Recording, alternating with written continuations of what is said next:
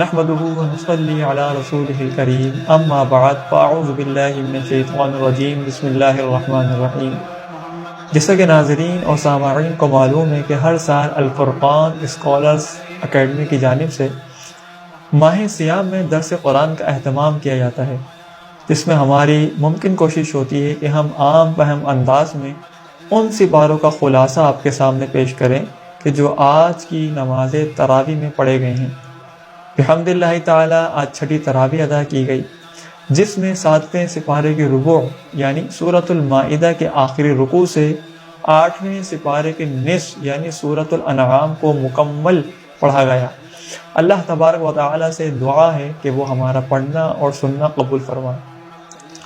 چنانچہ سورۃ المائدہ کے آخری رکوع میں اللہ تبارک و تعالی نے میدان محشر کا تذکرہ فرمایا ہے کہ جس میں اللہ تبارک و تعالی یہود و نصارہ یعنی کفار کو رسوا کرنے کی غرض سے حضرت عیسیٰ علیہ السلام سے سوال فرمائے گا کہ اے عیسیٰ بن مریم، کیا تم نے لوگوں کو حکم دیا تھا کہ وہ اللہ کے علاوہ مجھے اور میری والدہ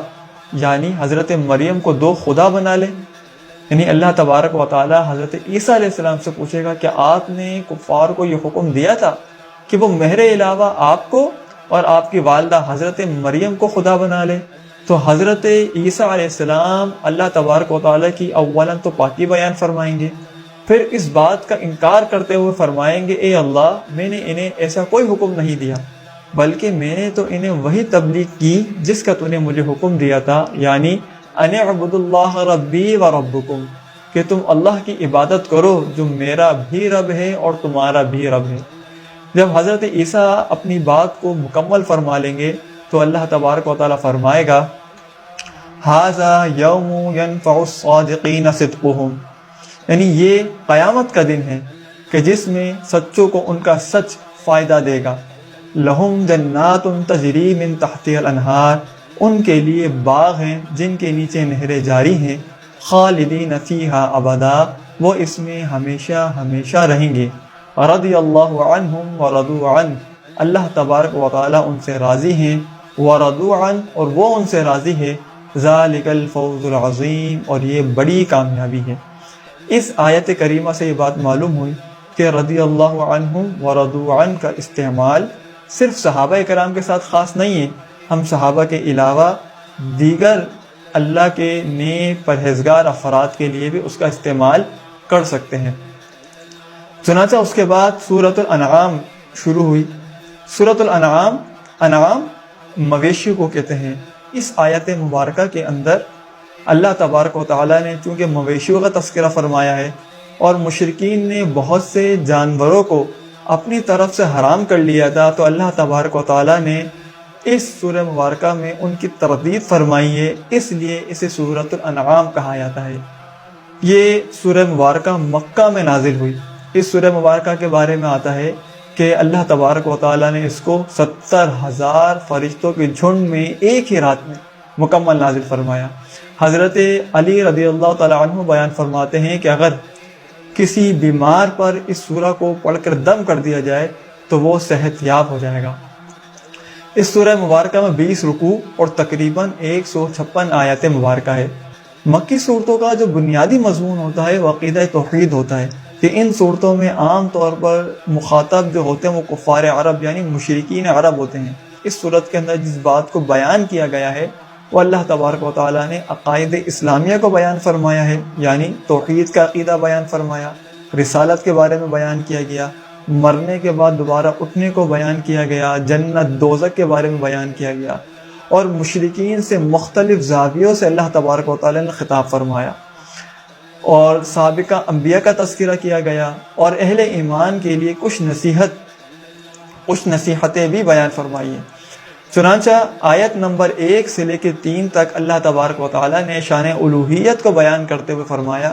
سب خوبیاں اللہ تعالیٰ ہی کے لیے ہے کہ جس نے زمین، آسمان، اندھیرے اور روشنی کو پیدا کیا اور انسان یعنی حضرت آدم علیہ السلام کو مٹی سے تخلیق فرمایا۔ اس کے بعد اللہ تبارک و تعالیٰ نے مشرکین عرب سے خطاب فرمایا، اور مشرکین عرب سے مختلف طریقوں سے اللہ تبارک و تعالیٰ نے خطاب فرمایا ہے، یعنی مختلف زاویوں سے۔ جس میں سے پہلی جو چیز بیان کی گئی وہ یہ ہے کہ اللہ تبارک و تعالیٰ نے ان کے رویے کو بیان کیا کہ جب اللہ تبارک و تعالیٰ کی طرف سے کوئی نشانی یا کوئی آیت ان کے لیے نازل کی جاتی ہے یا کوئی وحی نبی کریم صلی اللہ علیہ وسلم پر نازل کی جاتی ہے تو یہ اللہ کی اتاری ہوئی نشانیوں کا انکار کرتے ہیں اور اس سے اعراض کرتے ہیں، یعنی دور بھاگتے ہیں اور انبیاء علیہ السلام کا مذاق اڑاتے ہیں۔ تو اس کے بارے میں اللہ تبارک و تعالیٰ نے فرمایا فَقَدْ كَذَّبُوا بِالْحَقِّ لَمَّا جَاءَهُمْ فَسَوْفَ يَأْتِيهِمْ أَنْبَاءُ مَا كَانُوا بِهِ يَسْتَهْزِئُونَ، جب ان کے پاس حق آیا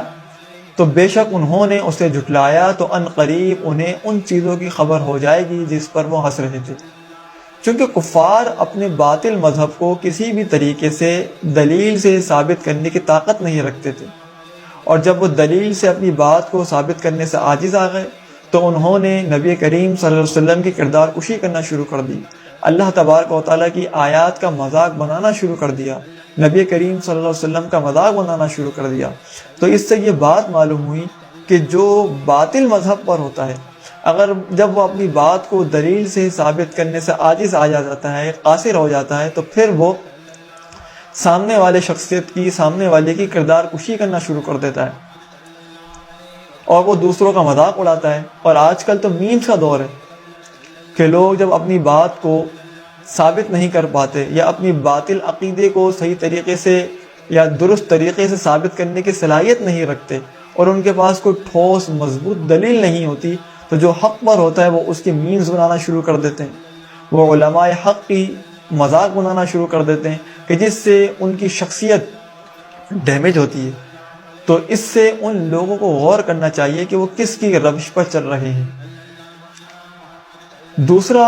جو اللہ تبارک و تعالیٰ نے مشرکین عرب کے بارے میں بیان کیا وہ ان کے فرضی خداؤں کا رد تھا۔ چنانچہ اللہ تبارک و تعالیٰ نے آیت نمبر 12 سے 19 تک ان کے فرضی خداؤں کی کمزوری کو بیان کرتے ہوئے عقیدہ توحید کو بیان فرمایا کہ فَهُوَ عَلَىٰ كُلِّ شَيْءٍ قَدِيرٌ وَهُوَ الْقَاهِرُ فَوْقَ عِبَادِهِ وَهُوَ الْحَكِيمُ الْخَبِيرُ، وہ سب کچھ کر سکتا ہے، وہی اپنے بندوں پر غالب ہے، وہی حکمت والا خبردار ہے۔ تیسری چیز جو اللہ تبارک و تعالیٰ نے مشرکین عرب کے حوالے سے بیان فرمائی وہ ان کے مطالبات تھے جو نبی کریم صلی اللہ علیہ وسلم سے کیا کرتے تھے۔ یعنی جب وہ نبی کریم صلی اللہ علیہ وسلم ان کے پاس کوئی بات لے کر آتے، کوئی اللہ تعالیٰ کا پیغام لے کر آتے، تو وہ اس بات کو ماننے کے لیے، اس بات کو قبول کرنے کے لیے آپ سے بہت سے مطالبات کیا کرتے تھے۔ مثلا کہ اگر آپ واقعی اللہ کے نبی ہیں تو ہم پر کوئی فرشتہ کیوں نازل نہیں ہوتا کہ جو آپ کے بارے میں بیان کرے، یا کوئی فرشتہ ہم پر کتاب لے کر کیوں نازل نہ ہوا۔ ہم تو اس وقت تک ایمان نہیں لائیں گے جب تک ہمیں فرشتہ آ کر یہ نہ بتائے کہ یہ اللہ کی کتاب ہے۔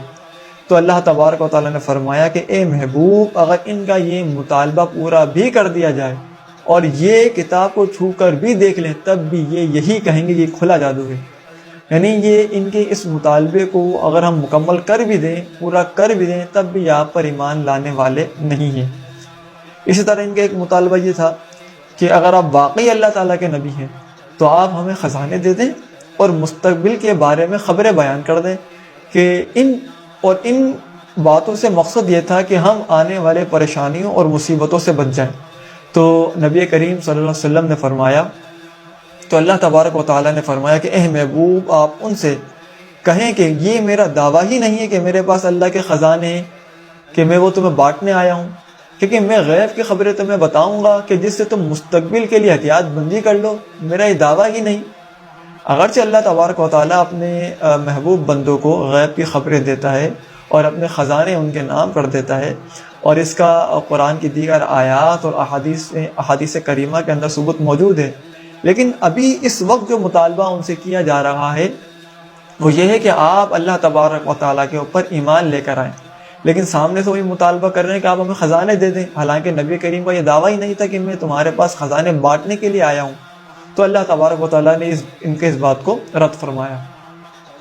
اسی طرح ان کا ایک مطالبہ یہ تھا کہ اگر ہم سے مردے کلام کریں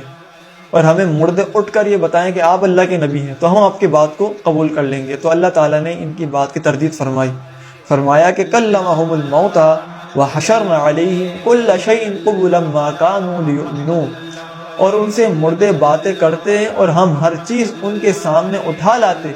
جب بھی وہ ایمان لانے والے نہ تھے۔ یعنی اگر ان کے مطالبات کو پورا کر بھی دیا جائے تو اے محبوب یہ آپ کے اوپر ایمان لانے والے نہیں ہیں، کیونکہ ان کا مقصد صرف اور صرف آپ کو تنگ کرنا ہے، آپ کی دل آزاری کرنا ہے اور آپ کی کردار کشی کرنا ہے۔ تو اللہ تبارک و تعالیٰ نے ان کے مطالبات کو ایڈریس کر کے ان کا رد فرمایا، اور پھر اللہ تبارک و تعالیٰ نے پھر ان کے آخرت کے بارے میں بیان فرمایا کہ جب ان کو آخرت پر آگ کے سامنے پیش کیا جائے گا یا آگ کے سامنے کھڑا کیا جائے گا تو یہ کہیں گے کاش ہمیں دوبارہ زندہ کیا جائے اور ہم اللہ تعالیٰ کے اوپر ایمان لے آئیں گے۔ تو اللہ تبارک و تعالیٰ نے فرمایا کہ اے محبوب اگر انہیں دوبارہ لوٹا دیا جائے تب بھی یہ یہی کریں گے کہ جس سے ان کو منع کیا گیا ہے، یعنی یہ ایمان لانے والے نہیں ہیں۔ اب یہاں پر ایک سوال قائم ہو سکتا ہے ذہن میں کہ یہ اتنی دلائل اور نبی کریم صلی اللہ علیہ وسلم کے سرابہ معجزہ ہونے کے باوجود بھی آپ کی شخصیت کے اوپر، آپ کی تعلیم کے اوپر ایمان کیوں نہیں لا رہے؟ تو اللہ تبارک و تعالیٰ نے اشارتاً کنایتاً ان باتوں کا تذکرہ فرمایا ہے کہ ایک وجہ تو ان کا تکبر میں مبتلا ہونا تھا، یعنی یہ عرب جو کفار عرب تھے یہ متکبر تھے، اپنے غرور اور تکبر کی وجہ سے نبی کریم صلی اللہ علیہ وسلم کے اوپر ایمان لانے سے قاصر رہے، یعنی ایمان نہیں لائے، کہ جس طرح یہود و نصارہ نبی کریم صلی اللہ علیہ وسلم کی ذات پر حسد اور تکبر کی اور حسد کی وجہ سے، عناد کی وجہ سے آپ کو نبی ماننے سے گریز کرتے رہے، اسی طرح یہ کفار عرب تکبر کی وجہ سے آپ کے اوپر ایمان لانے سے پیچھے رہے۔ اور دوسری وجہ تو اللہ تبارک و تعالیٰ نے بیان فرمائی وہ یہ تھی کہ یہ دنیا کو ہی سب کچھ سمجھ بیٹھے تھے، یعنی یہ آخرت کے منکر تھے،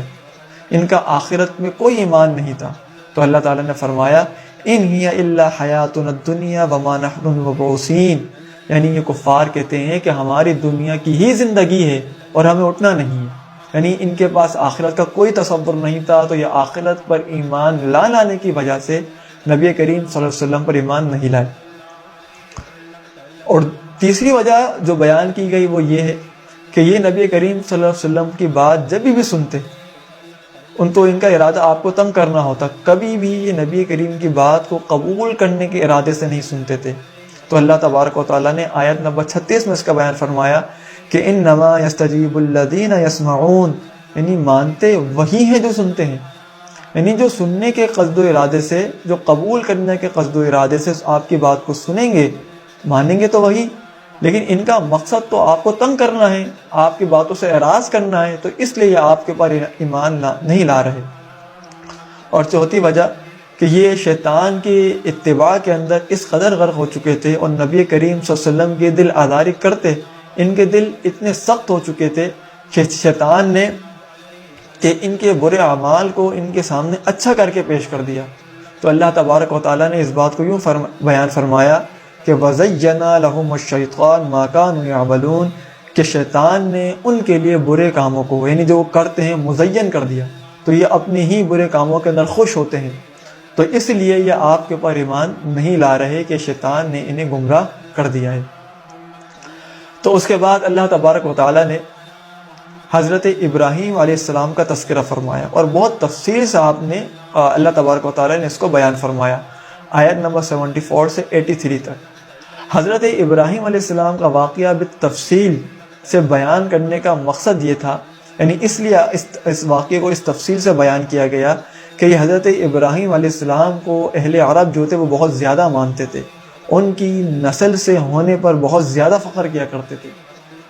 تو اس واقعے کو بیان کرنے سے مقصد یہ تھا کہ یہ ان کو تنبیہ کی جائے کہ تم حضرت ابراہیم علیہ السلام کے فالوورز اور ان کے متبعین ہونے پر فخر کرتے ہو، لیکن ان کی دی ہوئی تعلیمات پر عمل نہیں کرتے، کیونکہ حضرت ابراہیم علیہ السلام نے تو سورج، چاند اور دیگر بتوں کے معبود ہونے کی کھلم کھلا نفی کی تھی، اور تم انہی چیزوں کا معبود بنا کر بیٹھے ہوئے ہو۔ حضرت ابراہیم علیہ السلام نے فرمایا تھا انی اراک وقومک فی ضلال مبین، کہ میں آپ کو اور آپ کی قوم کو کھلی گمراہی میں دیکھ رہا ہوں۔ تو جہاں حضرت ابراہیم علیہ السلام نے ان بتوں کی نفی کی تھی اور تم انہی بتوں کو اور انہی پتھر کی مورتیوں کو تم معبود بنا کر بیٹھے ہوئے ہو، تو کس طرح تم ان پر ان کے متبعین ہونے پر فخر کرتے ہو؟ اور پانچویں چیز جو اللہ تبارک و تعالیٰ نے مشرکین کے حوالے سے بیان فرمائی وہ ان کے برے اعمال تھے، یعنی جو انہوں نے خود ساختہ اپنے طور پر فرض کر لیے تھے، گھڑ لیے تھے، کہ جو آیت نمبر 135 سے 140 تک اللہ تبارک و تعالیٰ نے بیان فرمایا کہ یہ اپنی اولاد کو قتل کرتے ہیں، اور ایک حصہ کھیتی باڑی میں سے اللہ تعالیٰ کے لیے رکھتے ہیں، اور دوسرا حصہ اپنی باطل معبودوں کی عبادت کی غرض سے علیحدہ کر دیتے ہیں۔ اسی طرح کچھ مویشیوں کو اپنے باطل معبودوں کی عبادت کے خاطر ہر کام سے جدا کر دیا کرتے تھے، اور ان سے کوئی کام نہیں لیتے تھے، اور انہیں فرضی خداؤں کے نام پر ذبح کیا کرتے تھے۔ تو اللہ تبارک و تعالیٰ نے ان تمام امور کی ان کی تردید فرمائی کہ یہ جو تم نے خود ساختہ اپنے کام بنا لیے ہیں، ان کا دین ابراہیم سے کوئی تعلق نہیں ہے۔ اب آخر میں کچھ اہل ایمان کے لیے نصیحتیں اللہ تبارک و تعالیٰ نے اس سورہ مبارکہ کے اندر بیان فرمائی ہے۔ نمبر 1 کہ آیت نمبر 68 سے 69 تک خطاب ہوا اہل ایمان سے کہ عام لوگوں کے لیے جائز نہیں ہے کہ وہ کفار کی صحبت اختیار کرے اور عقائد کے معاملے میں ان سے بحث کرے، ان سے ڈیبیٹ کرے، بلکہ یہ اہل علم کا کام ہے کہ اگر تم سے کفار عقیدے کے معاملے میں بحث کرے، تم سے ڈیبیٹ کرے، تو تم ان سے دور ہو جاؤ۔ ہاں، تم میں سے جو پرہیزگار ہیں اور اہل علم ہیں انہیں چاہیے کہ وہ کفار کو سمجھائیں اور انہیں دین اسلام کی طرف لے کر آئیں۔ دوسری چیز، یہ دوسری نصیحت جو اللہ تبارک و تعالیٰ نے اہل ایمان کے لیے بیان فرمائی وہ آیت نمبر 116 کے اندر ہے کہ اے سننے والے، زمین میں اکثر وہ ہے کہ تو ان کے کہے پر چلے تو تجھے اللہ کی راہ سے بہکا دے۔ یعنی جب آپ دین سیکھنا چاہتے ہیں تو ہر ایک کے کہنے پر نہ چلیں، بلکہ جو مستند اہل علم ہیں ان سے سوال کریں اور ان کے کہے پر چلیں۔ ایک مقام پر اللہ تعالیٰ نے فرمایا کہ فَاسْأَلُوا أَهْلَ الذِّكْرِ إِن كُنتُمْ لَا تَعْلَمُونَ کہ تم اہل علم سے سوال کرو کہ اگر تمہیں اس بارے میں علم نہیں ہے۔ تو معلوم ہوا کہ دین کی بات جب آئے تو ہمیں ہر ایک سے سوال نہیں کرنا، بلکہ جو اہل علم ہیں، جو اللہ تبارک و تعالیٰ کے دین کو جاننے والے ہیں، ان سے ہمیں اس سلسلے میں ہدایت اور گائیڈ لینی ہے۔ تیسری نصیحت جو اہل ایمان کے لیے اللہ تعالیٰ نے بیان فرمائی اور وہ بڑی تفصیل سے بیان فرمائی، جو آیت نمبر 151 یعنی 151 سے بیان فرمانا شروع فرمائی کہ چند چیزیں ہیں کہ جو اللہ تعالیٰ نے حرام کر دی، جن میں سے ایک یہ ہے کہ اللہ تعالیٰ کے ساتھ کسی کو شریک ٹھہرانا۔ تو اللہ تعالیٰ کے ساتھ شریک ٹھہرانا یہ حرام ہے۔ والدین کی نافرمانی کرنا، اس چیز کو اللہ تعالیٰ نے حرام قرار دے دیا۔ اپنی اولاد کو قتل کرنا، ظاہری اور پوشیدہ جو فحش امور ہے ان کے قریب جانا، یعنی اللہ تبارک و تعالیٰ نے ان چیزوں سے منع فرما دیا جو فحش پر مبنی چیزیں ہیں کہ ان کے قریب جایا جائے۔ اسی طرح ناپ تول میں انصاف سے کام لیا جائے، تو گویا کہ ناپ تول میں جو کوتاہی کرتے ہیں یا بے ایمانی کرتے ہیں ان کے لیے اللہ تعالیٰ نے سخت وعیدات بیان فرمائی ہے۔ اور یتیم کے مال کے ساتھ انصاف سے کام لو، یعنی جو یتیم کا مال ہے انہیں صحیح طریقے سے انہی پر خرچ کیا جائے دیانت داری کے ساتھ، اپنے لیے اس میں سے کچھ لینا یہ کسی جائز نہیں ہے۔ اور جب کبھی بات کہو تو انصاف کی بات کہو، یعنی بے جا کسی کی حمایت لے کر جو حق پر ہو اس کی نا انصافی یا اس کی حق تلفی نہ کی جائے۔ اور آخر میں فرمایا کہ وَأَنَّ هَذَا صِرَاطِي مُسْتَقِيمًا یہ میرا سیدھا راستہ ہے، فَاتَّبِعُوهُ تو اس پر چلو اور راہ نہ چلو، وَلَا تَتَّبِعُوا السُّبُلَ فَتَفَرَّقَ بِكُمْ عَنْ سَبِيلِي کہ جدا کر دیں گے یہ تمہیں، ذَلِكُمْ وَصَّاكُمْ بِهِ لَعَلَّكُمْ تَتَّقُونَ یہ تمہیں حکم فرمایا کہ کہیں تمہیں پرہیزگاری ملے۔ یعنی یہ جتنے ہم نے احکام اللہ تعالیٰ کے آپ کے سامنے بیان کرے ان کی اتباع کرنا اہل ایمان کے لیے ضروری ہے۔ اگر ان سے ہٹ کر اپنی عقل کو معیار بنا کر انسان اس کے پیچھے چلے گا یا شیطان کی تعلیمات پر عمل کرے گا یا اپنے نفسانی خواہشات کے تابع ہو کر چلے گا تو وہ اسے راہ ہدایت سے دور کر دیں گی۔ اللہ تعالیٰ سے دعا ہے کہ ہم نے جو کچھ سنا اس پر عمل کرنے کی توفیق عطا فرمائے۔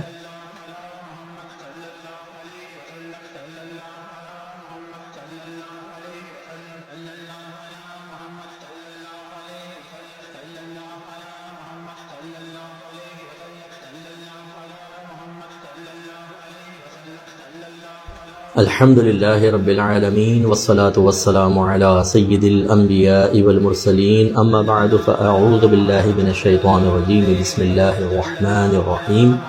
خواتین و حضرات السلام علیکم ورحمۃ اللہ وبرکاتہ ومغفرتہ. الحمدللہ 2026 کا 1447 سنہ ہجری کا درس قرآن کا چھٹا پروگرام آپ کی خدمت میں ذکر کرنے کی سعادت حاصل ہو رہی ہے. آج جو ہم نے ٹاپک رکھا ہے وہ میاں بیوی، شوہر بیوی، زوجین کے باہم تعلقات کے بارے میں ہے. چند آیات کا انتخاب ہے، اس سے انشاءاللہ ہم اللہ تبارک و تعالیٰ کے کلام کا فیض حاصل کریں گے. سورہ نساء آیت نمبر 3 میں اللہ تبارک و تعالیٰ ارشاد فرماتا ہے وَإِنْ خِفْتُمْ أَلَّا تُقْسِطُوا فِي الْيَتَامَىٰ، اے لوگو اگر تمہیں خوف ہو کہ یتیم بچیوں سے نکاح کر کے تم ان سے عدل و انصاف نہ کر سکو گے، ان کی یتیمی کے باعث، ان کی مجبوریوں کے باعث تم زیادتی کے مرتکب ہو جاؤ گے. فَانْكِحُوا مَا طَابَ لَكُم مِّنَ النِّسَاءِ، تو تم نکاح کرو جن عورتوں کو تم پسند کرتے ہو.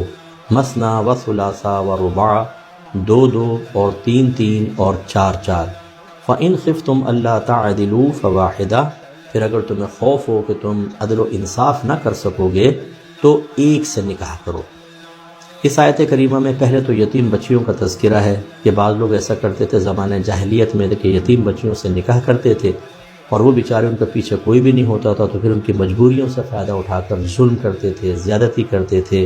ان کے مال دبا لیا کرتے تھے، مہر نہیں دیا کرتے تھے. تو اللہ تعالیٰ نے منع فرمایا کہ اگر یہ آدمی کو خوف ہو کہ اس کا باطن ایسا ہے کہ وہ کسی کی مجبوری سے فائدہ اٹھا کے ظلم کی طرف بڑھ جائے گا، تو پھر ان سے نکاح نہ کرو بلکہ دیگر عورتوں سے کرو. اس سے میرے وہ بھائی ذرا درس حاصل کریں کہ جب بیوی مجبور محض ہوتی ہے، پیچھے کوئی بھائیوں کی سپورٹ نہیں ہوتی، بعض اوقات ماں باپ بھی فوت ہو جاتے ہیں، تو وہ اس وجہ سے زیادہ شیئر ہو جاتے ہیں کہ جائے گی کہاں پر. پھر وہ ظلم بھی کرتے ہیں، زیادتی کرتے ہیں، اور عورتیں بھی بیچاری بعض اوقات کتنی بہنیں ہمیں کہتی ہیں اور صاحب میں کہاں جاؤں، میں مجبور ہوں اس شخص کی 20 سال 25 سال سے زیادتیاں برداشت کرنے پر، اس لیے کہ میرا کوئی سہارا نہیں ہے. میں ایسے تمام بھائیوں سے گزارش کرتا ہوں کہ جس کا سہارا ہونا اس کے ساتھ بھی نہ کریں، لیکن جس کا دنیاوی کوئی سہارا نہ ہو اس کے ساتھ بالکل بھی نہ کریں. وجہ اس کی یہ ہے کہ جس کا سہارا ہے تو وہ سہارے آ کر سنبھال سکتے ہیں،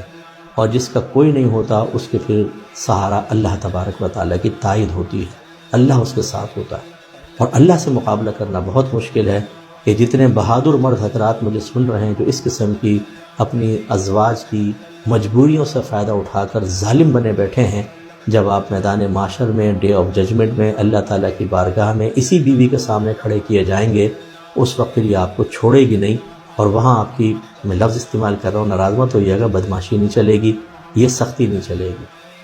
اس وقت جو ہے وہ آپ گھور کر نہیں دیکھ سکتے، آپ مار نہیں سکتے، اور وہاں پر یہ آپ کی نیکیاں لے جائے گی. بہرحال پھر اللہ تبارک و تعالیٰ نے نکاح کی اباحت کو بیان کیا کہ جو عورتیں تمہیں پسند آئیں تم ان سے نکاح کر سکتے ہو. اس سے نکاح کا جواز ثابت ہوا. پھر تعدد ازواج کا ذکر ہوا کہ تم ایک وقت میں 2 عورتوں کو بھی نکاح میں رکھ سکتے ہو، 3 کو بھی رکھ سکتے ہو، 4 کو بھی رکھ سکتے ہو. گویا کہ مرد ایک وقت میں 4 عورتوں سے نکاح کر سکتا ہے یا ان کو اپنے عقد میں رکھ سکتا ہے. ہاں، ایک فوت ہو گئی پھر ایک اور سے نکاح کر لیا، ویسے گنے تو یہ 5ویں ہیں لیکن اب بھی 4 ہی ہیں، تو ایک وقت میں 4 سے کرے گا. ورنہ چاہے ایک کو طلاق دے دی، مثلا کوئی فوت ہو گئی، اس طرح 100 شادیاں کر لے، لیکن ایک وقت میں نکاح میں 4 سے زیادہ عورتوں کو رکھنا منع ہوتا ہے. اس سے 2 مسئلے یہاں سے ثابت ہوئے. ایک بات تو یہ کہ مرد جو ہے وہ 4 تک عورتوں سے شادی کر سکتا ہے. دوسرا، اس میں کہیں یہ نہیں ہے کہ دوسری شادی کے لیے اپنی بیوی سے اجازت لینا ضروری ہے. تو بغیر اجازت کے بھی اگر شوہر نکاح کرے تو وہ گناہ گار نہیں ہوگا، وہ بالکل کر سکتا ہے، شریعت نے اس کو اجازت دی ہے. لیکن اگلی آیت ہمیں بہت ہی زیادہ ہوشیار کر رہی ہے اور اس پہ توجہ کی ضرورت ہے. اللہ نے فرمایا فَإِنْ خِفْتُمْ أَلَّا تَعْدِلُوا فَوَاحِدَةً، اے مردو پھر اگر تمہیں خوف ہو کہ 2 بیویوں کے درمیان انصاف نہیں کر سکو گے تو ایک سے نکاح کرو. یعنی جب 2 بیویوں میں عدل کرنا مشکل محسوس ہو تو ایک سے نکاح کرنا پھر واجب ہوتا ہے. پھر دوسری سے اگر نکاح کرو گے تو نکاح تو ہو جائے گا لیکن گناہ گار ہوگے. اب بعض بھائی ہوتے ہیں وہ کہتے ہیں جی ہم کر لیں گے، 2 شادیاں کر لیتے ہیں، 3 شادیاں کر لیتے ہیں. اب یہ پتہ ہی نہیں ہوتا کہ کن چیزوں میں عدل و انصاف کرنا ہے اور کن چیزوں کے اندر کمی بیشی بھی شریعت نے معاف رکھی ہے، جو بھی میں آپ کو بتاتا ہوں. لیکن اللہ تعالیٰ نے سورہ نساء ہی کی آیت نمبر 129 میں واضح طور پہ مردوں کی کمزوریوں کو ظاہر کر دیا۔ اللہ تعالیٰ فرماتا ہے وَلَن تَسْتَطِيعُوا أَن تَعْدِلُوا بَيْنَ النِّسَاءِ وَلَوْ حَرَصْتُمْ۔ اللہ تعالیٰ فرماتا ہے تم اس کی استطاعت ہی نہیں رکھتے کہ اپنی عورتوں کے درمیان عدل کر سکو، چاہے تم کتنی اس کی حرص رکھو۔ وجہ اس کی یہ ہے کہ مرد کو، انسان کو اللہ تبارک و تعالیٰ نے باطنی لحاظ سے کمزور رکھا ہے، طبعی لحاظ سے کمزور رکھا ہے، قصور عقل بھی ہوتی ہے، کبھی جہالت ہم پر غالب ہوتی ہے۔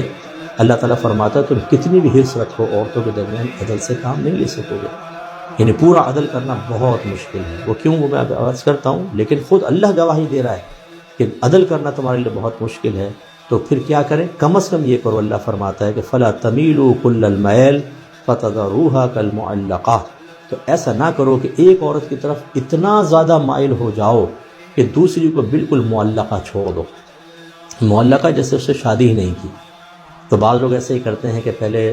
ایک بیوی کے باوجود کسی عورت سے تعلقات قائم کرتے ہیں، کسی بیوہ کے اوپر دل آ جاتا ہے، جی بیوہ ہے بیچاری، 2 بچے ہیں، وہ بیچاری ہی نظر آئی تھی، چلو بہرحال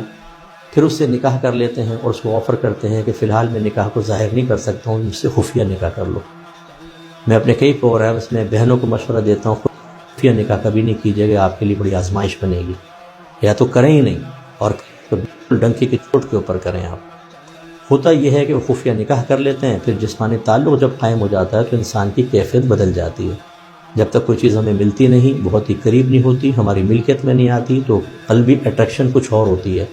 لیکن جب مل جاتی ہے تو قلبی میلان کم ہو جاتا ہے، پھر آدمی حقیقت حال کا سامنا کرنا پڑتا ہے۔ بعض اوقات جیسا وہ سوچ رہا تھا سامنے والی ویسے اس معیار پہ پوری نہیں اترتی، تو پھر دل دور ہونے لگ جاتا ہے، نفرت سی، بیزاریت سی پیدا ہوتی ہے۔ وہ گھر میں بیٹھا ہے، وہاں سے فون آ گیا، بھئی میرے پاس کیوں نہیں آ رہے، 3 دن ہو گئے، 4 دن ہو گئے، وہاں پہلی بیوی کو سنبھال رہا ہے، بچوں کو سنبھال رہا ہے، اپنے بھائی بہن ماں باپ کا خوف بھی ان کو پتہ چلے گا تو کہیں گے تم نے دھوکے سے شادی کر لی۔ نتیجہ نکلتا ہے کلیشز اسٹارٹ ہو جاتے ہیں، اور بعض اوقات میں نے دیکھا ایسے لوگ بھاگ جاتے ہیں، اس عورت کو معلقہ چھوڑ دیتے ہیں۔ بعد جب عورت لڑائی جھگڑا بڑھتا ہے وہ کہتی ہے ٹھیک ہے مجھے چھوڑ دو، کہتا ہے نہیں طلاق بھی نہیں دوں گا، حق بھی ادا نہیں کروں گا، نہ نفقہ بھی نہیں دوں گا، ایسی معلق چھوڑ دیتا ہے۔ یاد رکھیں یہ حرام اور گناہ کبیرہ ہے۔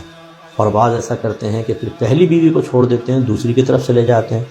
ایسے مجھے کیسز ملے ہیں کہ بہن نے بتایا میرے بچے تھے 2-3، شوہر نے دوسری شادی کی، ہمیں چھوڑ کے چلا گیا،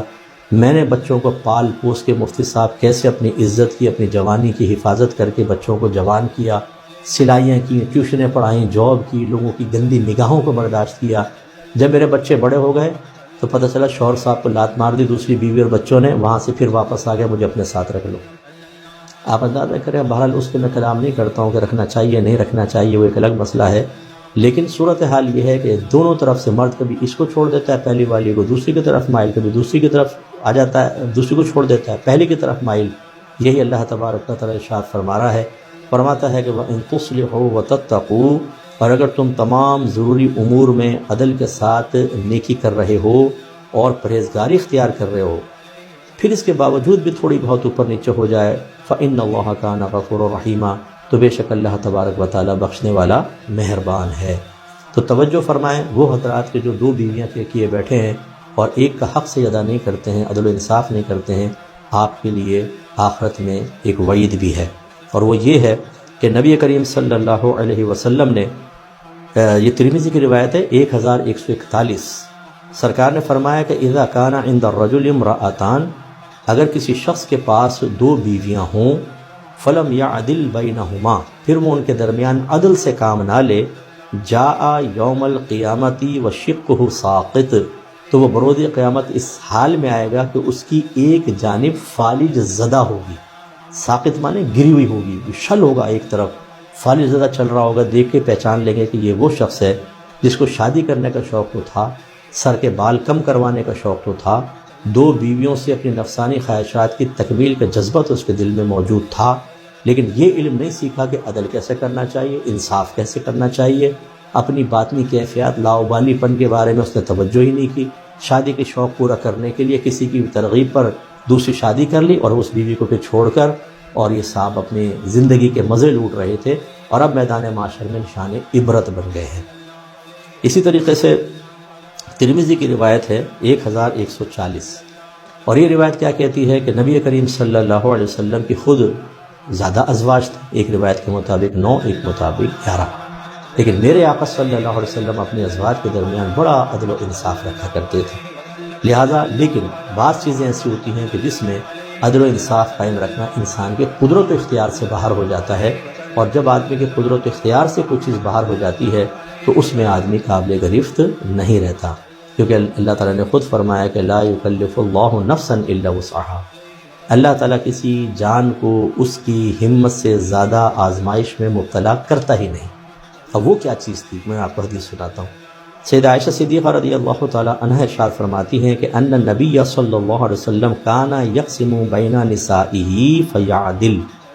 نبی کریم صلی اللہ علیہ وسلم اپنی ازواج کے درمیان باری تقسیم کیا کرتے تھے اور پھر عدل و انصاف سے کام لیتے تھے، یعنی ایک رات ایک زوجہ کے پاس، دوسری رات دوسری زوجہ کے پاس، تیسری رات تیسری زوجہ کے پاس، سرکار نے باریاں مقرر کی ہوئی تھیں اور بالکل عدل و انصاف سے کام لیتے تھے، لیکن ساتھ ساتھ کہتے وَيَقُولُ اللہم هذه قسمتی فیما املک، یا رب کریم یہ جو میں نے باریاں مقرر کی ہیں یہ وہ چیزیں ہیں جس کا میں مالک ہوں، اس میں نے یہ باریاں مقرر کر لی، فلا تلمنی فیما تملک ولا املک، اے اللہ مجھے اس چیز میں ملامت نہ فرمانا جس کا تو مالک ہے میں مالک نہیں۔ یہ کیا تھا؟ قلبی میلان۔ بعض اوقات دو بیویاں ہوتی ہیں، ایک کی طرف دل زیادہ مائل ہوتا ہے، دوسری کی طرف کم ہوتا ہے، لیکن انسان عدل و انصاف قائم کرتا ہے، جو میں بتاؤں گا کن کن چیزوں کے اندر ہے عدل، اپنے جو اختیار ہیں، اعمال ہیں، افعال ہیں، حرکات ہیں، اخلاقیات ہیں، ان میں عدل قائم کر رہا ہے۔ دل کی کیفیات پر تو انسان کا اعتبار نہیں ہوتا، اختیار نہیں ہوتا۔ میرے آقا صلی اللہ علیہ وسلم سب سے زیادہ بیوی خدیجۃ الکبریٰ رضی اللہ تعالی عنہا سے محبت فرماتے تھے، اور ان کے بعد حبیبہ رسول سیدہ عائشہ صدیقہ رضی اللہ تعالی عنہا انتہائی محبوب تھے سرکار کو۔ اس لیے جب آپ کے زندگی کے ظاہری زندگی کے آخری ایام آئے تو آپ نے تمام ازواج سے ایک روایت کے مطابق یہ کہا کہ اگر تم اجازت دو تو میں اپنا آخری وقت عائشہ کے پاس گزارنا چاہتا ہوں، یعنی اپنی باریاں مجھے معاف کر دو۔ ان عورتوں نے باریاں معاف کی، سب نے ازواج مطہرات نے، اور سرکار نے آخری وقت سیدہ عائشہ صدیقہ رضی اللہ تعالی عنہا کے پاس گزارا۔ یہ سرکار کہہ رہے ہیں کہ اللہ تعالیٰ جس چیز میں یعنی قلبی میدان میں اختیار نہیں رکھتا، تجھے اختیار ہے، اس میں مجھے تو معاف فرما دینا۔ باقی جو ظاہری طور پر جو اعمال میں اختیار کر سکتا تھا، جن کا میں مالک تھا، اس میں نے بالکل عدل سے اور صحیح تقسیم سے کام لیا۔ اب ذرا توجہ فرما لیں کہ وہ کون سے امور ہیں کہ جن میں عدل و انصاف ضروری ہے، یعنی برابری ضروری ہے،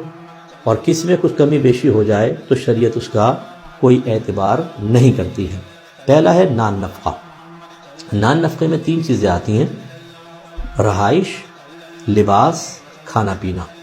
یہ یاد رکھیں کہ اس میں سب سے پہلے شوہر کی مالی حیثیت کا اعتبار ہوتا ہے، پھر بیویوں کی مالی حیثیت کا اعتبار ہوتا ہے، اور اس میں کمی بیشی ہو سکتی ہے۔ مثال کے طور پر ایک بہت ہی مالدار آدمی ہے، اس نے 3 شادیاں کی، ایک مالدار عورت سے، ایک مڈل کلاس والی سے، ایک لوئر کلاس والی سے۔ اب پہلے اس کی مالی حیثیت کا اعتبار ہوگا، لہٰذا یہ مالدار عورت کو تو مالداروں والا نفقہ دے گا، کیونکہ اس کی بھی مالی حیثیت کو دیکھنا ہے، وہ بھی مالدار، یہ بھی مالدار، مالداروں والا۔ سیکنڈ جو مڈل کلاس والی ہے، افضل یہ ہے کہ اس کو مالداروں والا دے دے، اور اگر نہیں تو اس کو بھی مڈل کلاس والا دے سکتا ہے، کوئی حرج نہیں ہے، یہی عدل ہے۔ اب دیکھیں، پہلی کو مالداروں والا دینا واجب، دوسری کو کم از کم مڈل کلاس والا، فرق آ گیا، لیکن شریعت اس کا اعتبار نہیں کرتی، کمی بیشی ٹھیک ہے۔ تیسرا ہے جو بالکل لوور کلاس کی ہے، اسے یہ مالدار آدمی مڈل کلاس والا دے گا، یہ حکم بیان کیا ہے، لوور کلاس والا نہیں، مڈل کلاس والا دے گا۔ اچھا، اب فرض کر لیں شوہر مڈل کلاس کا ہے اور 3 شادیاں کر لی، مالدار عورت سے اور مڈل کلاس والی سے، لوور کلاس والی سے۔ اب چونکہ پہلے شوہر کی مالی حیثیت کا اعتبار ہے تو یہ مالدار والی کو مالداروں والا نفقہ تو نہیں دے سکتا، تو اس کے لیے حکم ہوگا کہ مڈل کلاس والا دو، جو مڈل کلاس والی ہے اس کو درمیانے درجے کا دو، جو لوور کلاس والی ہے چاہو تو مڈل کلاس والا دو اور چاہو تو لوور کلاس والا بھی دے سکتا ہے۔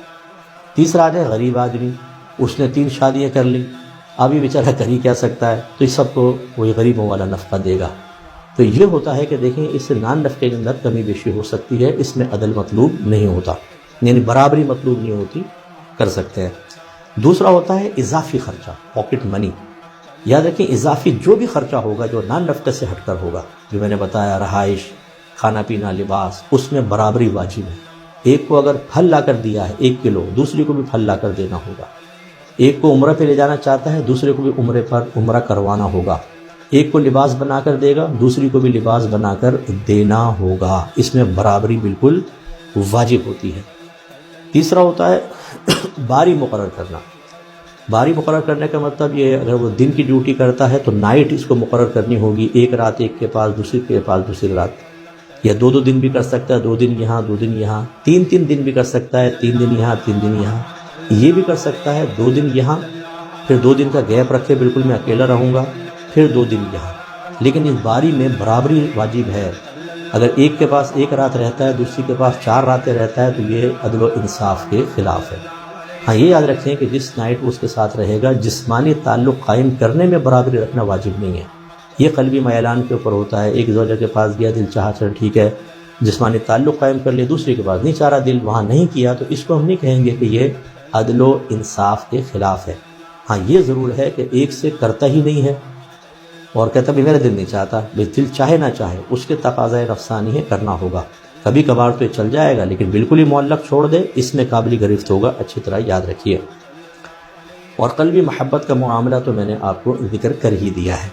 تو اس لیے یہ چیزیں ذرا توجہ رکھنی ہوتی ہیں کہ عدل انسان اس لیے نہیں کر پاتا، ایک تو نان نفقے کے معاملے کے اندر بہت ہی ڈسبیلنسی ہوتی ہے کہ کسی طرف تو اس کا پورا نفقہ دے رہے ہوتے ہیں، دوسری کو بالکل نہیں دیتے، یہ بہت ہی کم دیتے ہیں جو اس کا حق ہے، یہ بے انصافی ہوتی ہے۔ اسی طرح باریاں مقرر کرنے کے اندر جب حضرت نے پہلے خفیہ نکاح کیا ہوا ہے تو 6 دن ایک بیوی کے پاس رہے، 1 دن آ کر یہاں رہ رہے۔ ہاں اس میں یہ ضرور ہے کہ اگر شوہر بیوی سے حقوق معاف کروا لیتا ہے اور بیوی زبردستی نہیں، پریشر میں آ کر نہیں، اپنی خوشی سے حق معاف کر دیتی ہے، پھر شوہر گناہ گار نہیں ہوگا۔ جیسے کہ ابھی میں نے آپ کو بتایا تھا کہ نبی کریم صلی اللہ علیہ وسلم نے اپنی حیات طیبہ کے آخری ایام میں خود تمام ازواج سے کہہ دیا تھا کہ مجھے اجازت دے دو کہ میں آخری وقت عائشہ کے ساتھ گزارنا چاہتا ہوں۔ اور ایک روایت میں نے یہ بھی پڑھی کہ خود ازواج مطہرات نے آپس میں فیصلہ کیا کہ وہ اپنی باریاں ثابت کر دیتے ہیں، کیونکہ سرکار سید عائشہ سے بہت محبت کرتے ہیں، تو آپ نے آخری ایام وہاں گزار لیں۔ تو دیکھیں یہ جب انہوں نے اپنے حقوق خود ہی ثابت کر دیے، میرے آقا صلی اللہ علیہ وسلم نے آخری ایام وہاں گزارے۔ لیکن اس میں یہ نہیں کر سکتے، اور میں بہنوں سے پہلے گزارش کر دوں کہ اگر شوہر چلاکی کے ساتھ شادی کرتے ہوئے آپ سے پہلے حق ثابت کروا لے تو پھر آپ پھنس جائیں گی بری طریقے سے، اس لیے سوچ سمجھ کے اجازت دیجیے گا، ورنہ بعد میں آپ یہ کہیں کہ جی تم مجھے ٹائم نہیں دیتے، وہ کہے گا تم نے تو پہلے حق معاف کر دیا تھا، بس پھر آپ نہیں کام سے۔ پھر ان تمام ذرا قیودات کو ذہن میں رکھیں۔ اب میں آخر میں اس میں ایک یہ گزارش کرنا چاہتا ہوں بڑے ادب کے ساتھ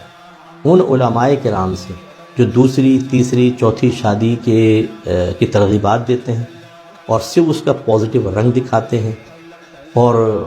بیواؤں اور جو کنواری بچیاں ہیں ان کی مظلومیت سامنے کر کے کہتے ہیں آپ کریں کریں کریں، ان سے میری گزارش ہے تھوڑی سی کہ آپ جب مشورہ دیں تو دونوں پہلو بیان کر کے دیں ضرور مشورہ، آپ اچھے اخلاص سے دے رہے ہوں گے، آپ کے اخلاص نیت کے اوپر کوئی شبہ میں نہیں کر رہا ہوں، لیکن آپ خود سوچئے ایک آدمی ہے بہت ہی ماہر، گاڑی چلانے کا ماہر، 120 میل فی گھنٹے کی رفتار سے بھی وہ گاڑی کو کنٹرول کر لیتا ہے۔ اب وہ کسی نئے چلانے والے کو کہتا ہے کہ یار تم تیز گاڑی چلاؤ جلدی پہنچو گے، اور اس کا یہ فائدہ ہے، وہ فائدہ ہے، وہ فائدہ ہے، یہ نہیں بتاتا کہ جب تم تیز گاڑی چلاؤ گے تو تمہارا ایکسیڈنٹ بھی ہو سکتا ہے، آؤٹ آف کنٹرول بھی ہو سکتا ہے، اس نے تیز چلائی ایکسیڈنٹ ہو گیا۔ اب ہمارے یہاں یہ ہوتا ہے آپ کو علم دین ہے، آپ 2 بیوی میں عدل کر سکتے ہیں، آپ کے گھر کے حالات ایسے ہیں کہ ان میں لڑائی جھگڑا نہیں ہوگا، آپ ان کو الگ الگ رہائش دے سکتے ہیں، کیونکہ جب 2 بیویاں ہوتی ہیں یاد رکھیں رہائش علیحدہ علیحدہ دینا واجب ہوتا ہے، ایک جگہ نہیں رکھ سکتے۔ بعض کہتے ہیں ہم نے رکھا ہوا بڑے اتفاق سے رہ رہے ہیں، ان کا حق ہے یہ الگ الگ رہائش آپ کو دینی ہوگی۔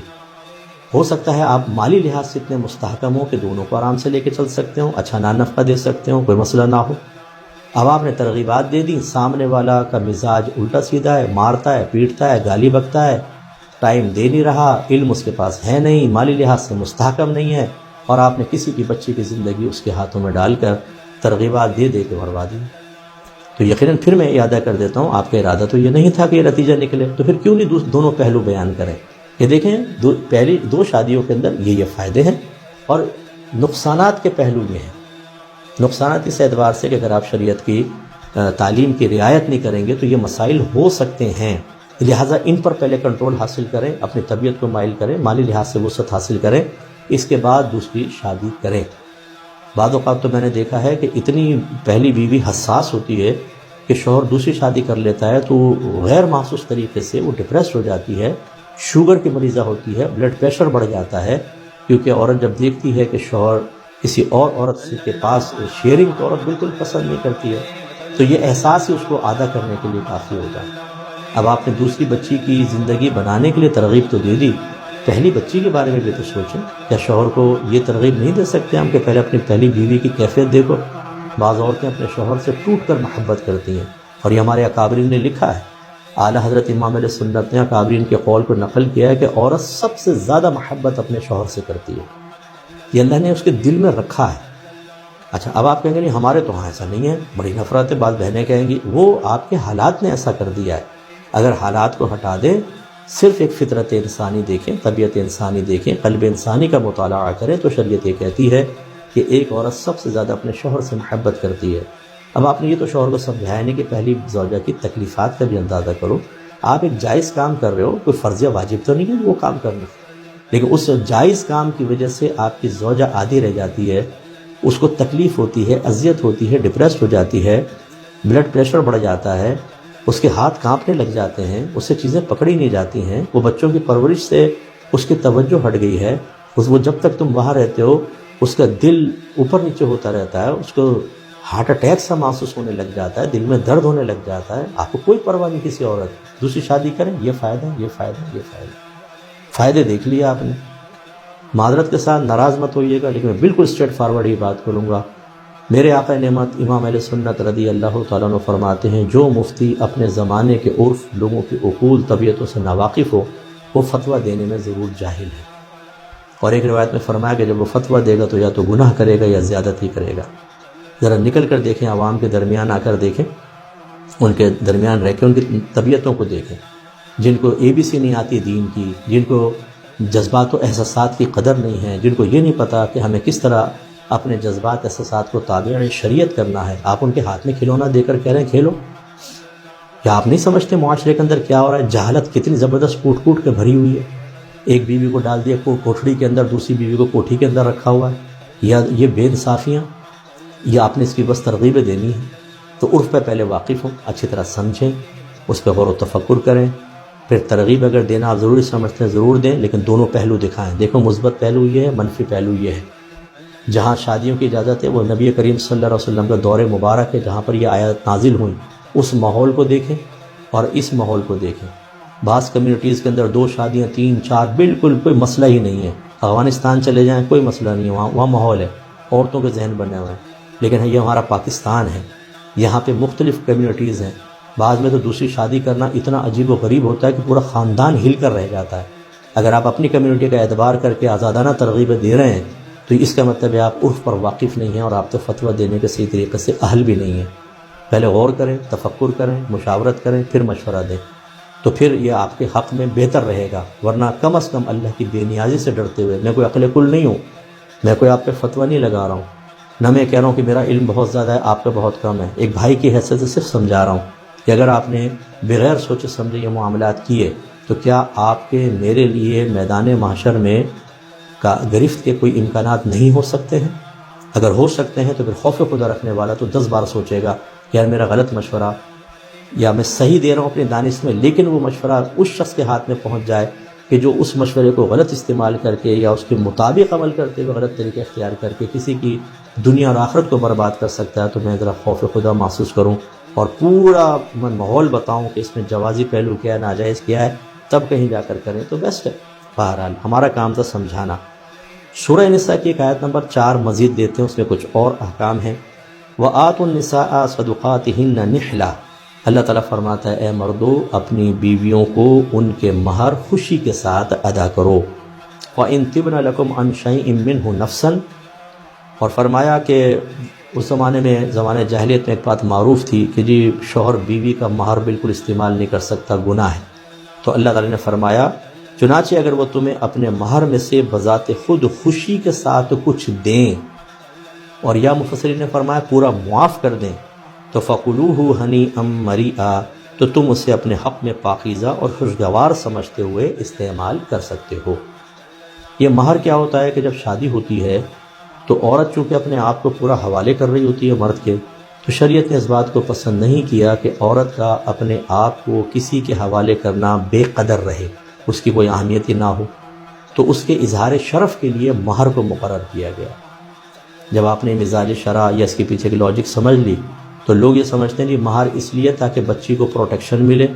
بچی کا مستقبل محفوظ ہو جائے۔ ارے بھائی 1 لاکھ سے 1.5 لاکھ سے کیا محفوظ ہوگا؟ اور بعض جب اسی کو لاجک کو سب کچھ سمجھ لیتے ہیں 100%، تو کہتے ہیں اتنا زیادہ مہر رکھو کہ کل اگر طلاق دے دے، پہلی بات تو طلاق ہی نہ دے، ڈرتا رہے، اور طلاق دے دے تو ہماری بچی کا مستقبل تو سیف ہو جائے۔ مستقبل پیسے سے سیف نہیں ہوتا۔ 1 کروڑ رکھ لیں، بچی کے ہاتھ میں آ گیا، یوں نکل جائے گا آج کل کے دور میں، اس سے فیوچر کہاں سے سیف ہوا؟ اصل ہوتا ہے تعلیم، تربیت، اخلاص، محبت، پیار، شریعت کے تابع ہونا، دونوں میاں بیوی ہوں تو گھر جنت بنتا ہے، اور پھر اس سے فیوچر اچھا بنتا ہے۔ تو مہر ایسا نہیں کرنا چاہیے۔ مہر کی کم سے کم مقدار جو ہے وہ 10 درہم ہوتی ہے۔ سرکار نے فرمایا لا مہر لأقل من 10 دراہم، اور آج کل 10 درہم جو ہے وہ تقریباً 3000 4000 تک کا بن جائے گا۔ یہ کم سے کم مقدار ہے، زیادہ سے زیادہ کی کوئی مقدار نہیں۔ لیکن ایسا نہ ہو کہ ظلم، زیادتی، کسی کی مجبوری سے فائدہ اٹھانے کا معاملہ کرنا، یہ نہ ہو تو باہم رضامندی سے زیادہ بھی رکھ سکتے ہیں۔ اگر فوری طور پہ دینا ہو، جس کو عندت طلب بھی کہتے ہیں، اور عین سے معجل عندت طلب معجل ایک ہی ہوتا ہے، وہ رکھا ہے تو عورت فوری طور پہ اس کا مطالبہ کر سکتی ہے۔ یہ بھی نہیں ہے کہ بعض کہتے ہیں کہ اگر معجل رکھا ہے تو فرسٹ نائٹ سے پہلے عورت کو دینا واجب ہے۔ دینا واجب نہیں ہے، عورت مطالبہ کر سکتی ہے، فرسٹ نائٹس پہ بھی کر سکتی ہے کہ بھی مجھے دو پہلے میرا مہر، بالکل، اور وہ گناہ گار نہیں ہوگی۔ اور اگر شوہر نہ دے تو اپنے قریب آنے سے روک سکتی ہے اور سفر پر لے جانے سے روک سکتی ہے۔ یہ عورت کو اختیار ہوتا ہے مہر معجل یا عندت طلب میں، اور اس میں وہ گناہ گار بالکل نہیں ہوگی۔ حالانکہ نبی کریم صلی اللہ علیہ وسلم نے ارشاد فرمایا کہ جب شوہر بیوی کو اپنے پاس بلائے، یعنی جسمانی تعلق کے لیے، اور وہ انکار کر دے تو اس پر صبح تک فرشتے لعنت کرتے رہتے ہیں۔ اور ایک روایت میں فرمایا کہ جب تک آنا جائے فرشتے لعنت کرتے رہتے ہیں۔ اس کا مطلب یہ ہوا کہ یہ مہر معجل کے علاوہ معاملات کے اندر ہے۔ اگر شوہر نے مہر معجل نہیں دیا اور بیوی روک دیتی ہے تو بالکل پھر اس کو حق حاصل ہو، گناہ گار نہیں ہوگی۔ اور یہ یاد رکھیں کہ فرض کر لیں، اچھا بعض کان میں پھسکا دیتے ہیں، دیکھو بھائی فرسٹ نائٹ میں معاف کروا لینا، کیونکہ تم ابھی دے نہیں سکتے ہو، معاف کروا لینا۔ مہر معاف نہیں کروانا ہوگا، اس کے بارے میں بھی آیات ہیں، میں عرض کروں گا۔ یہ غلط ہوتا ہے کہ بیوی کو ایموشنل بلیک میل کر کے ایک ایسا ماحول کہ ابھی نئے جو قریب ہوئے ہیں، اور اس میں بیوی کو اگر وہ آفر کرے اور منع کرے تو بیوی ڈر جائے کہ ایسا نہ ہو ناراضی ہو جائیں، تم اس مجبوری سے فائدہ اٹھا کے مہر معاف کروا رہے ہو۔ بالکل کوئی مہر معاف کروانا نہیں ہوتا، اس کو دینا ہوتا ہے۔ اور یاد رکھیں کہ فرض کر لیں بیوی نے جو مہر معجل تھا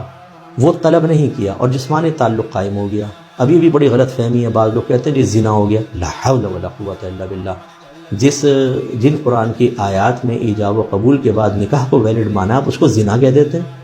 یعنی آتا جاتا کچھ نہیں ہے، بس جو منہ میں آیا وہ کہہ دیا، نہ آیات کے مفہوم کو سمجھا، نہ حدیثوں کو سمجھا، اور بہکا دیا لوگوں کو، غلط بالکل۔ تو اس میں کوئی مسئلہ نہیں ہے۔ ہاں، جو سرکار نے فرمایا کہ ایسا شخص زانی ہوتا ہے، اس کو میں بیان کر رہا ہوں، حدیث آئے گی انشاءاللہ، میں اس کا مفہوم آپ کو سمجھاتا ہوں۔ مراد یہ ہے کہ اگر بیوی مطالبہ نہ کرے، حق تھا اس کا، تو جسمانی تعلق بالکل طیب حلال۔ لیکن چونکہ یہ مہر معجل ہے، اس لیے اگر بیوی فرض کر لے 10 دفعہ جسمانی تعلق ہوا اور 11ویں دفعہ کہتی ہے میرے قریب نہیں آؤ جب تک مہر معجل نہ دو، اس کو اب بھی یہ حق حاصل ہوگا۔ لہذا شوہر یہ نہیں کہہ سکتا کہ 10 دفعہ تو تم نے منع نہیں کیا، اب تم منع کر رہی ہو۔ بالکل وہ منع کر سکتی ہے جب تک کہ مہر معجل اس کو ادا نہ کیا جائے۔ ایک ہوتا ہے مؤجل، حمزہ کے ساتھ مؤجل، عین کے ساتھ ہوتا ہے معجل وہ پہلے والا، اور ایک حمزہ کے ساتھ ہوتا ہے مؤجل۔ یہ نکاح فارم میں آپ دیکھیں گے مہر معجل ہے یا مؤجل ہے، یہ کتنا مؤجل ہے کتنا معجل ہے، لوگ اس میں فرق نہیں کر پاتے۔ معجل اجل سے نکلا ہے، معجل عین والا اجلت سے نکلا ہے۔ اجلت مانے جلدی، وہ جلدی دینا ہوتا ہے، اور معجل اجل سے نکلا ہے، اس کا مطلب ہوتا ہے مدت۔ تو لہٰذا اس میں دو چیزیں ہوتی ہیں، یا تو ایک مدت مقرر ہوتی ہے کہ 20 سال بعد دینا ہے، 30 سال بعد دینا ہے، جو اکثر ایسا ہوتا نہیں ہے۔ دوسری سی صورت یہ ہوتی ہے کہ اگر شوہر طلاق دے گا تب وہ شوہر کو اس کو دینا ہوگا، یا دونوں میں سے کوئی ایک فوت ہو جائے تب اس کی ادائیگی واجب ہوتی ہے، اسے کہتے ہیں مہر مؤجل۔ اور اگر مہر مؤجل ہے تو جیسے آپ کو بتایا، پھر بیوی اپنے شوہر کو بالکل نہیں روک سکتی، روکے گی تو گناہ گار ہوگی۔ ایک مہر ہوتا ہے جو مقرر کیا جاتا ہے، بھئی 3 لاکھ 4 لاکھ، اسے مہر مسمى کہتے ہیں، مقرر شدہ۔ اور ایک ہوتا ہے کہ مہر مقرر نہیں کیا، کچھ بولے ہی نہیں اور نکاح ہو گیا، تو مہر مثل لازم ہوتا ہے۔ مہر مثل سے مراد یہ ہوتا ہے کہ لڑکی کے خاندان یعنی والد صاحب کے خاندان کی جو عورتیں ہیں جو اس بچی کے اوصاف کی طرح ہیں، مثلا یہ خوبصورت، وہ بھی خوبصورت، یہ پڑھی لکھی، وہ پڑھی لکھی، تو ان کا جو مہر ہوگا وہ اس بچی کے لیے بھی مہر کہلائے گا۔ مثلا ایسی جو پڑھی لکھی خوبصورت عورتیں ان کے خاندان میں ان کے مہر 50,000 رکھے جاتے ہیں، تو اب اگرچہ مہر ذکر نہیں کیا، نکاح ہو جائے گا اور مہر مثل لازم ہوگا اور اس بچی کا مہر 50,000 ہوگا۔ یہ مختصراً میں نے آپ کو مہر کی تھوڑی سی تفصیل بیان کی۔ اب یہ دیکھیں جو میں حدیث کہہ رہا تھا جس میں مہر نہ دینے والے کو زانی قرار دیا ہے، اس کا کیا مطلب ہے وہ سن لیجئے ذرا۔ المعجم الکبیر طبرانی، امام طبرانی کی یہ کتاب ہے اور اس میں حدیث نمبر 111 ہے۔ میمون کردی اس کے راوی ہیں، وہ کہتے ہیں کہ اپنے والد صاحب سے روایت کرتے ہوئے کہ میرے والد صاحب نے کہا کہ سمعت رسول اللہ صلی اللہ علیہ وسلم یقول، میں نے نبی کریم صلی اللہ علیہ وسلم کو یہ فرماتے ہوئے سنا، ایما رجل تزوج امرأۃ علی ما قل من المہر او کثر، کہ تم میں سے جو بھی شخص کسی عورت سے نکاح کرے کسی مہر پر، وہ مہر چاہے قلیل ہو چاہے کثیر ہو، لیس فی نفسی ان تؤدی الیہ حقها خدعها، اور وہ نکاح اس حال میں کرے کہ اس کے دل میں تھا کہ میں اس عورت کو اس کا یہ حق ادا نہیں کروں گا، یعنی اس کو دھوکہ دینا چاہتا تھا، فماتا، پھر یہ آدمی مر گیا، ولم یؤدی الیہ حقها، اس حال میں کہ اس کا حق یعنی مہر اس کو ادا نہیں کیا، لقی اللہ یوم القیامت وہو زان، تو یہ میدان محشر میں اللہ تبارک و تعالیٰ کی بارگاہ میں اس حال میں اٹھے گا کہ گویا کہ زنا کرنے والا۔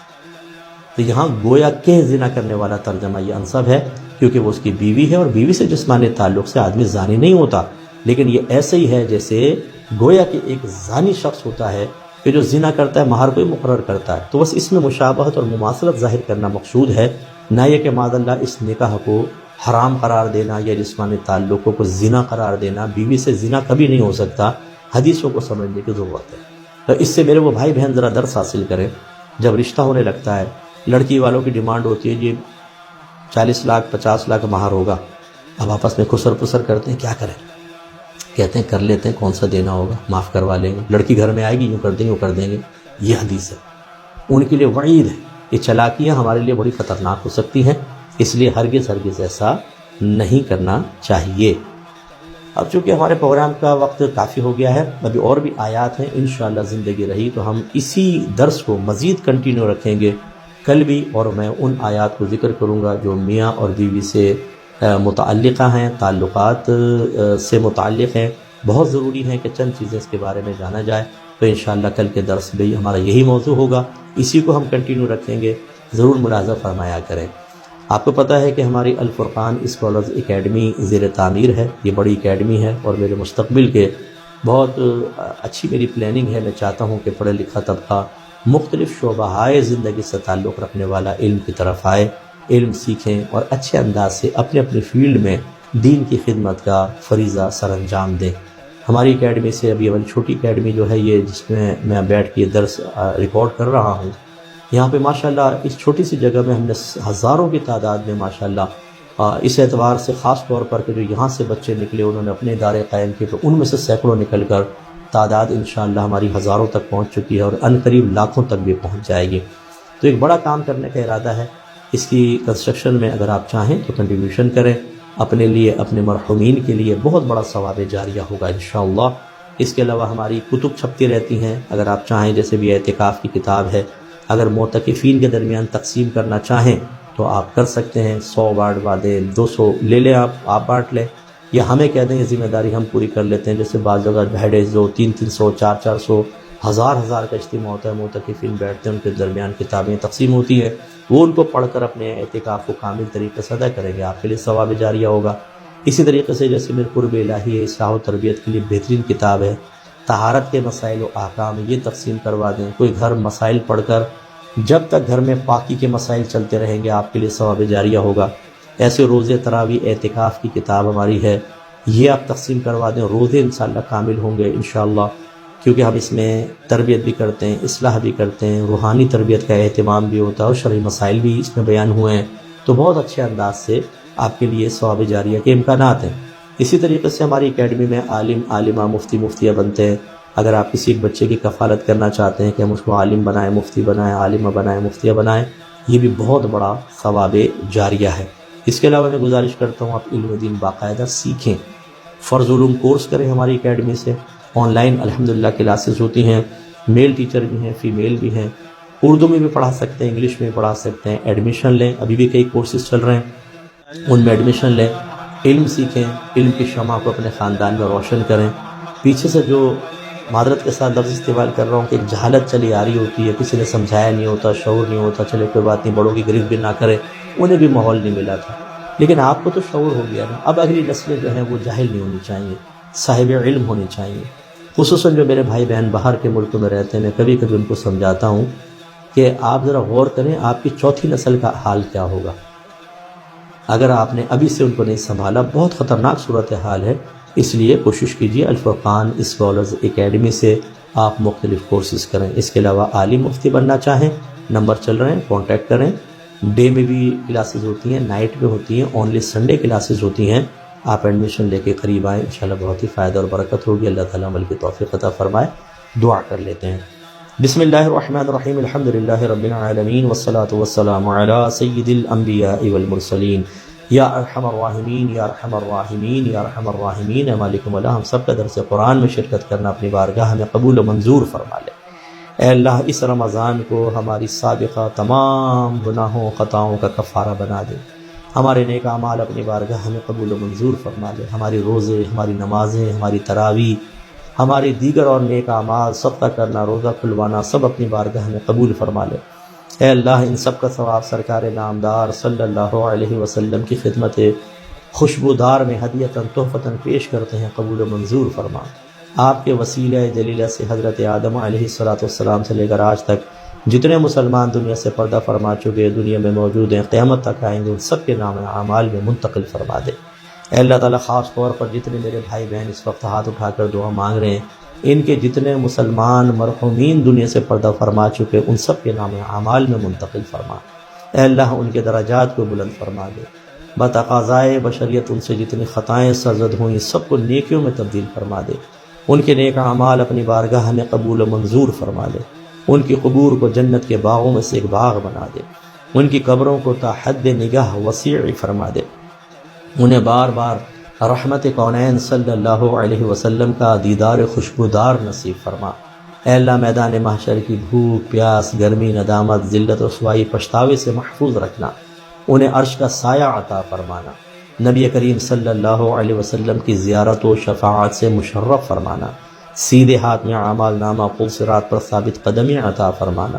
سید دو عالم صلی اللہ علیہ وسلم کے نورانی ہاتھوں سے حوض کوثر کے چھلکتے ہوئے جام پینے کی توفیق عطا فرمانا۔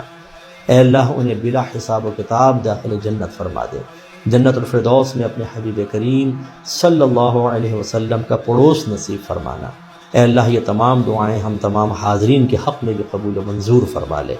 اے مالک مولا، ہم سب کے تمام پریشانیاں، مصیبتیں، آفتیں، صدمے، ذہنی ٹینشن، ڈپریشنز وغیرہ دور فرما دے۔ جو ہمارے کام اٹک گئے ہیں، غیب سے ان کے حل کے لیے امداد عطا فرما۔ اے اللہ، ہماری تمام جائز دعائیں اپنی بارگاہ میں قبول و منظور فرما لے۔ تمام جائز تمنائیں پوری فرما دے۔ ہر جائز مقصد میں عافیت کے ساتھ کامیابی عطا فرما۔ اے اللہ، ہمیں حاسدوں کے حسد، شریروں کے شر، دشمنوں کی دشمنی، ناگہانی آفات، جادو ٹونے، آسیب، نظر بد سے، نفس و شیطان کے شرور سے محفوظ فرما۔ جن گھروں میں شوہر بیوی میں ناچاقی ہے، ایک دوسرے کی شکل نہیں دیکھنا چاہتے، روزانہ جھگڑے ہوتے ہیں، اللہ تعالیٰ ان دونوں کو اپنے بچوں کی خاطر ایک اچھا رول ماڈل بننے کی خاطر اپنے دلوں سے قدورتیں نکال دینے کی توفیق عطا فرما۔ ان دونوں کے دل میں ایک دوسرے کے لیے بہت ہی پیار، محبت، الفت، اتحاد و اتفاق رکھ دے۔ جو ماں باپ اپنے بچوں سے ناراض ہیں، بڑے پن کے ساتھ معاف کر دینے، ناراضگی ختم کرنے کی توفیق عطا فرما۔ جو بچے اپنے ماں باپ سے بدتمیزیاں کر چکے ہیں، اللہ تعالیٰ انہیں ہدایت عطا فرما۔ ماں باپ کے پاؤں پکڑ کر ان کے سامنے ہاتھ جوڑ کر معافیاں طلب کر کے ان کو راضی کرنے کی توفیق عطا فرما۔ اے مالک مولا،